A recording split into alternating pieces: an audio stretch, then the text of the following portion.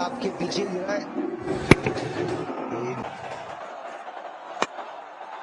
कल का मैच देखने के बाद तो कितने लोगों के दिल की धड़कनें बढ़ रही होगी।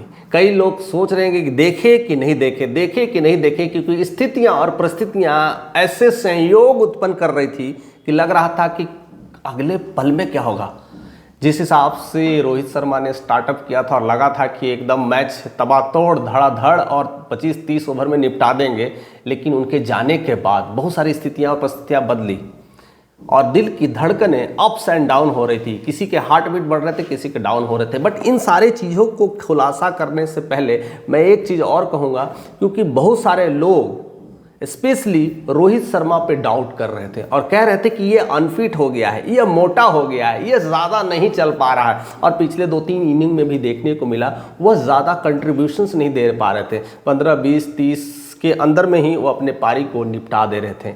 और कहीं ना कहीं उसमें उस समय अगर कहा जाए तो एक सपोर्टर के रूप में, एक पिलर के रूप में विराट थे, जो कहीं ना कहीं एक अच्छी पारी के रूप में टीम को संभाले हुए थे। तो इसीलिए रोको का कॉम्बिनेशन है ना, रोहित शर्मा और विराट कोहली का कॉम्बिनेशन है, एक ज़बरदस्त कॉम्बिनेशन है। अगर वर्ल्ड में, अगर क्रिकेट की दुनिया में अभी किसी का नाम है तो रोको का नाम आ रहा है। यानी रोहित शर्मा और विराट कोहली ही अभी इस पूरी वर्ल्ड में छाए हुए हैं और इन्हीं की लोकप्रियता की भी चर्चा हो रही है।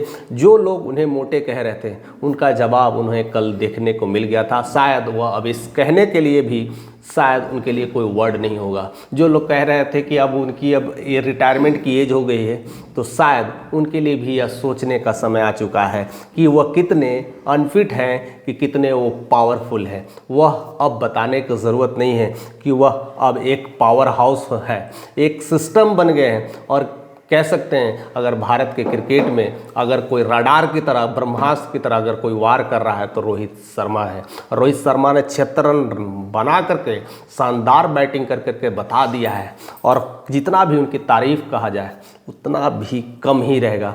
अद्भुत, अविस्मरणीय, एकदम कह सकते हैं ना, एकदम बेहतरीन कह सकते हैं रोहित शर्मा जैसा वैसा कोई कैंडिडेट अगर कोई है तो भारत में तो खैर नहीं मिलेगा, पूरे दुनिया में भी नहीं मिलेगा। ऐसी लोकप्रियता है और ऐसे ही 4 चांद लगा रहे हैं, ऐसी उनके जलवा हैं।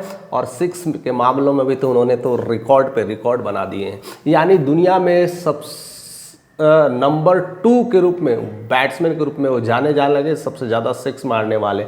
यानी अफरीदी को भी अब बहुत जल्दी उखाड़ फेंकने वाले हैं। कुछ ही महज 6 की रह गई है, मे बी 1 साल के अंदर वो पूरा कर जाएंगे। यानी वर्ल्ड के टॉप बैट्समैन में उनका नाम आ रहा है, खुमारी है।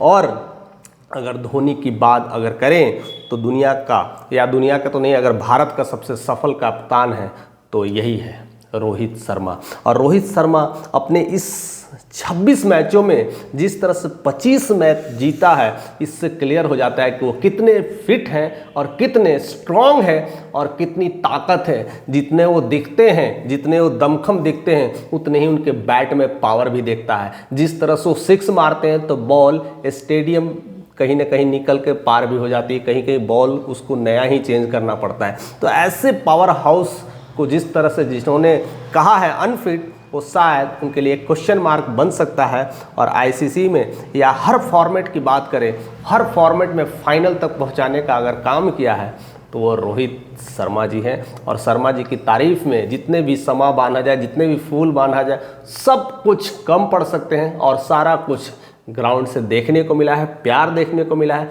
और भारत में तो खैर जज्बा ही कहीं और है, कहीं डंका, कभी शहनाई, तो कभी कई सारे वेलकम्स सेरेमनी हो रहे हैं, कई सारे धूम धड़ाके पटाखे।